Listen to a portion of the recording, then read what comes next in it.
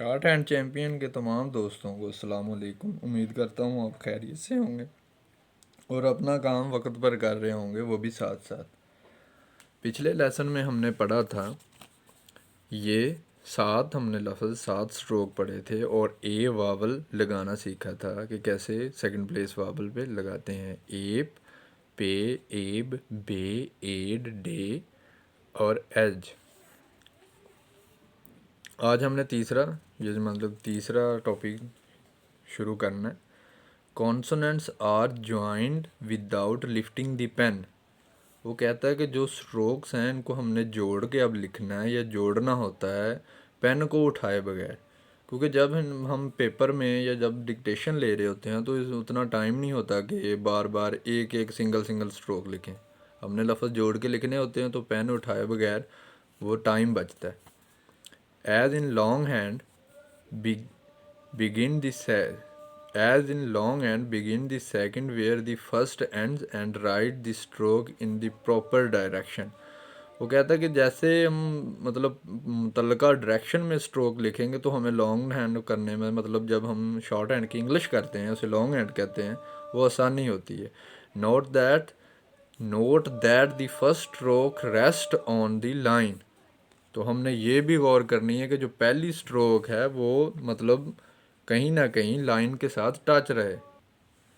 ये पहला स्ट्रोक देखें जी, पी और चे इनको जोड़ा है और आगे बी और टी और पी, डी और टी, चे और P, B D, D P, J T, पे डी और पे जे।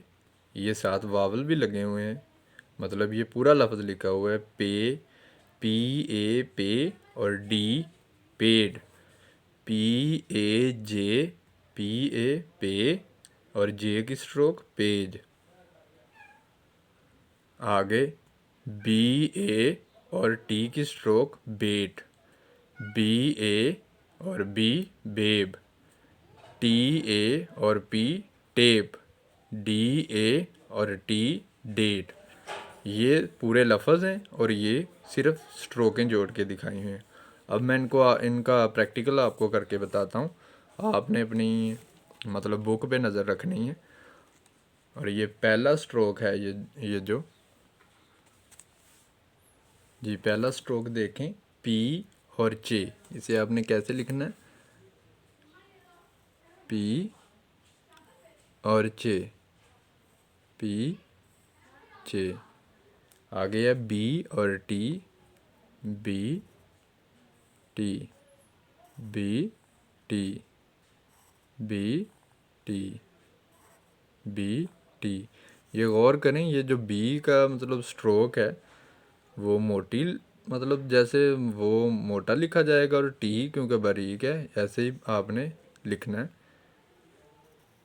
बी और टी। ऐसे अगला स्ट्रोक है टी पी।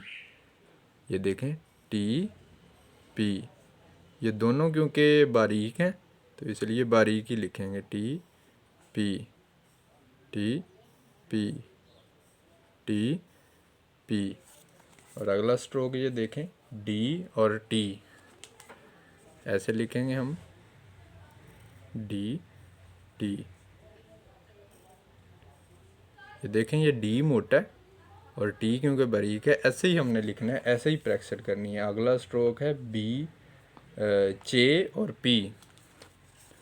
ये देखें जी, चे पी, चे पी, चे पी। इससे अगला स्ट्रोक है जी बी और डी।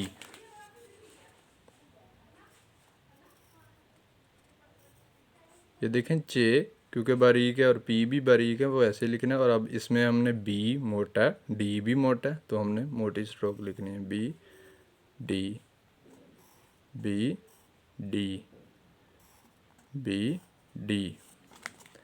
ऐसे ही अगली स्ट्रोक है जे नहीं डी पी। डी हो गया, पी। आपने कलम उठाए बगैर लिखना है, D P D P D P. और ये पहली कतार में ये जो आखिरी लफ्ज़ है ये है जे और टी, जे टी। इसमें देखें जे मोटा है और टी बारीक है, जे टी जे टी जे टी टी। आगे ये जो पूरे लफ्ज़ लिखे हुए हैं जैसे पेड, पेज, बेट, बेब, टेप, डेट। ये पहला है पेज, पी पेड है जी पहला लफ्ज़, पी और डी वावल ऐसे बाद में लगाना है, ये बन गया P A D paid, P D paid, P D. आपने कोशिश करनी है ये जो पी है ये लकीर तक रहे, पी और डी। ये मोटा हो गया पी, लेकिन आपने ऐसे बारीक लिखना है, पी डी, और ये वावल बाद में लगाना है, पी के दरमियान में, सेकंड प्लेस वावल दरमियान में लगते हैं, ये आपने याद रखनी है। अगला लफ्ज़ है पेज, पी और जे। ये पी के साथ एक वावल लगाया, बन गया पेज, पी जे, पेज, पी पी जे, पेज। अगला लफ्ज़ है बेट,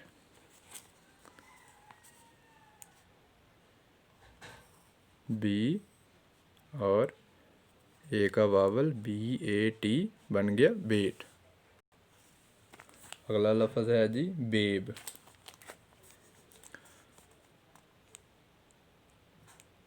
बी, और ये बी भी आगे ऐसे ही जाएगा क्योंकि एक ही डायरेक्शन है, वैसे ही आपने लिखना है। ये पहला बी यहाँ तक हो गया और दूसरा भी यहाँ तक, ऐसे ही बी और ये भी, क्योंकि ए वावल पहले के बाद है, B A B babe, B B और ये ए का वावल बेब। अगला लफ्ज़ है जी टेप,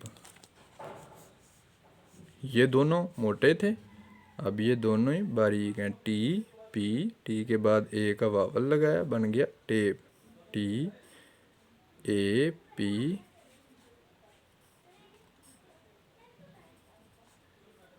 टी। और ये आखिरी लफ्ज़ है इस लेसन का डेट। अब इसमें गौर करनी है आपने, ये जो डी है क्योंकि ये मोटा है और टी बारीक है, डी के बाद ए का vowel D A T date, D A T date.